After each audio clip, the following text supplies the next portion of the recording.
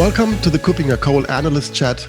I'm your host. My name is Matthias Reinwarth. I'm an analyst and advisor at KuppingerCole Analysts. And my guest today is Warwick Ashford. He's senior analyst and works with KuppingerCole Analysts from London. Hi, Warwick. Oh, hello from London. Great to have you. Again, a long distance podcast episode. We want to talk about, and this is the first in a series of, we assume, 2 episodes.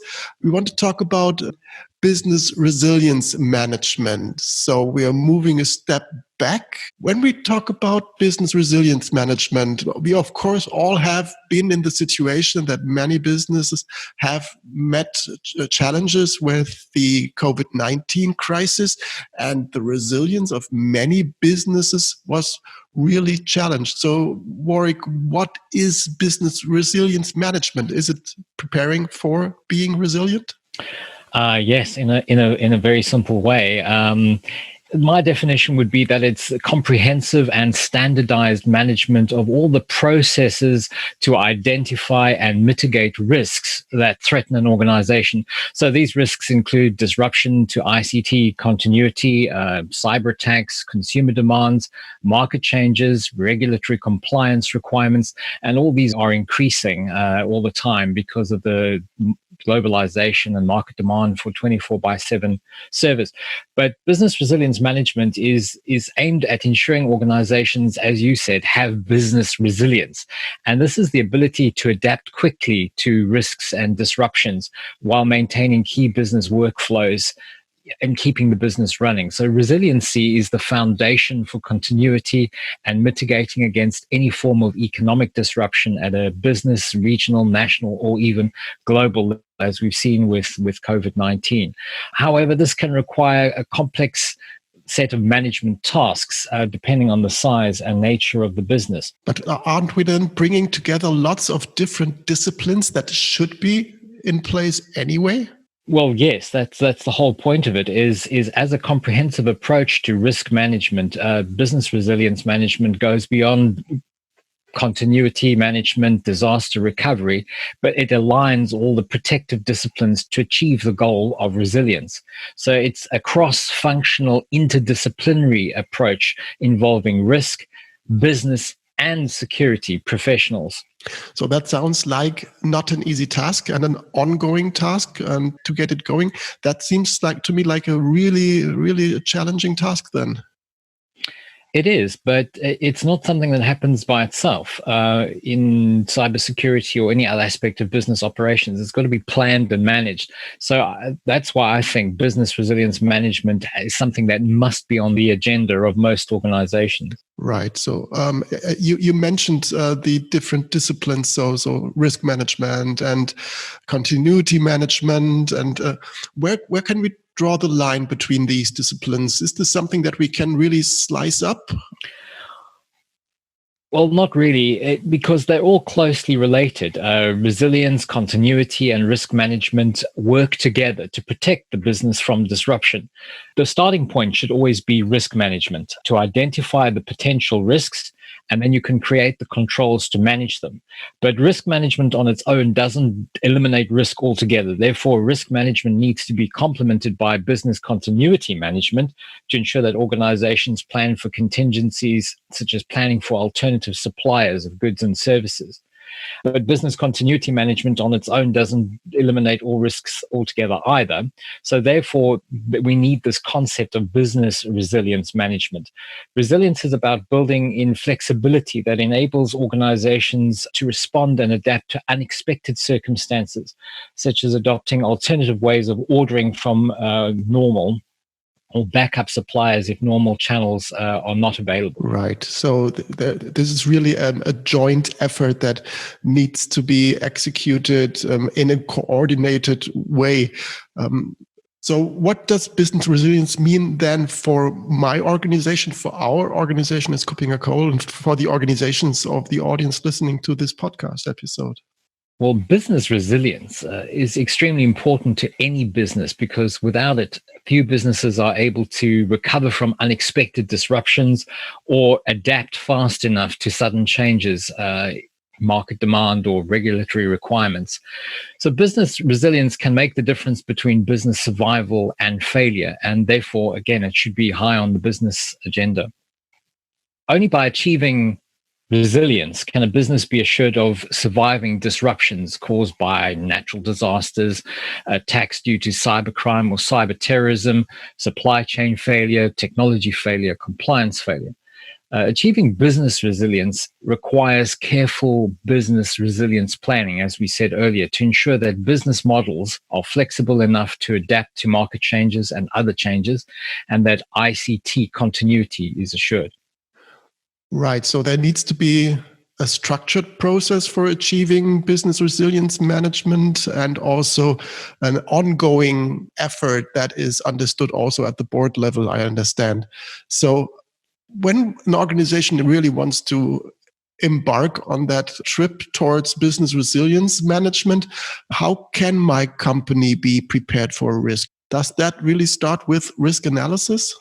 Well, as we said earlier, it starts with the risk analysis and identifying those risks. But I think what any organization has to do beyond that is kind of almost reorganize or look at their structures, because traditional organizational structures, a non-transparent communication, poorly funded IT, lack of digitalization, rigid management processes, all these things are obstacles to business resilience in a crisis. So instead, you've got to ensure that employees and managers are able to act in any situation, that communication is clear, there's honest feedback culture, IT is focused on resilience, employees are trained to be resilient, processes are all digital, and that employees can act independently. Micromanagement is a no-no. That's completely out. So it's important to make all the necessary organizational changes to get rid of silos. You need to integrate IT and the business, and you need to plan comprehensively to build a culture of resilience. Right. So I think a good example that many organizations had to achieve very quickly is restoring communication once the COVID-19 crisis emerged. So many organizations just were not in a position to have all their people working from home.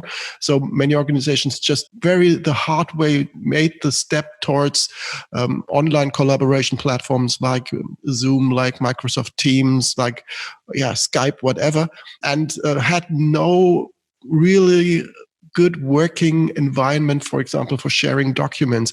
And that would be something, as I understand you, that would have to be prepared beforehand, so that you really have an alternative way of communicating once you're not able to move into the office anymore.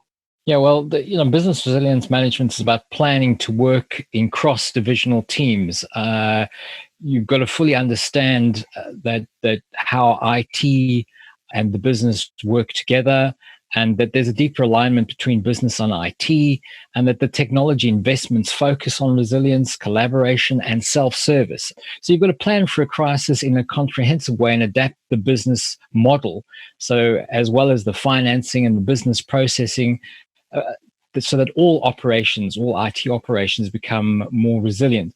And as you said, you've got to plan for how the business will run during a crisis.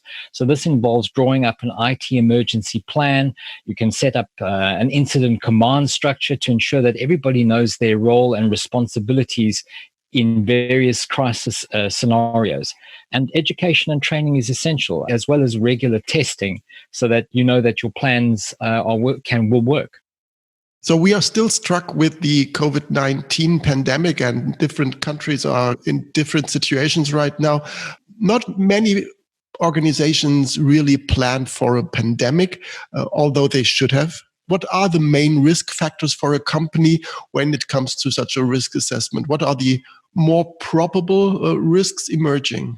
Well, as you say, there are a whole host of risks, and most organizations seem to overlook the pandemic. But I mean, there's always political unrest, war, severe weather, and cyber attacks or hacker attacks. And these have the highest level of probability and the greatest potential impact at a corporate and even regional, and global level. And they can even combine with other risks, as we've seen with the COVID-19 pandemic.